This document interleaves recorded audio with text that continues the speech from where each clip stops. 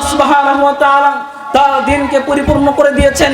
এখানে নতুন কোনো ইবাদত কিংবা আমলের সংযোজন বিয়োজনের কোনো সুযোগ নেই। আল্লাহ রাব্বুল আলামিন বলছেন সূরা মাইদা খুলুন 5 নম্বর সূরা 3 নম্বর আয়াতের মধ্যে বলছেন আল ইয়াউমা আকমালতু লাকুম দীনাকুম ওয়া আতমামতু আলাইকুম নি'মাতি ওয়া রাদিতু লাকুমুল ইসলাম দীনা।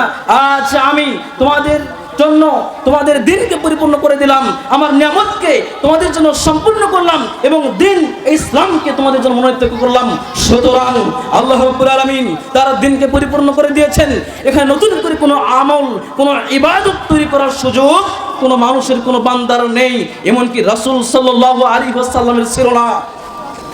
ওয়ালাউ তাকাওয়ালা আলাইনা বা'দাল আকাবিল লাখাযনা মিনহু বিল ইয়ামিন সুম্মা লাকাতা'না মিনহুল ওয়াতিন।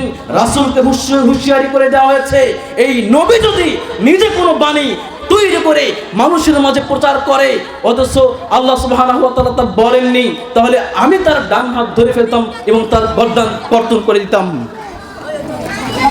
বিদাতি ব্যক্তি কত অপরাধী! যদি কোনো শয়তানেশী মহল ইসলামের নামে মিথ্যা আমলের জন্ম দেয় তাহলে তা হবে আল্লাহ সুবহানাহু ওয়া তাআলার উপরে মিথ্যা আহ্বান দেওয়া।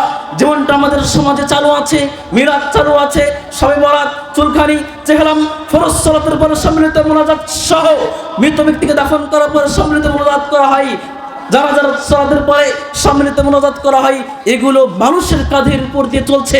শারঈ দৃষ্টিকোণ থেকে এগুলো কোনো দলিল কিংবা প্রমাণ পাওয়া যায় না।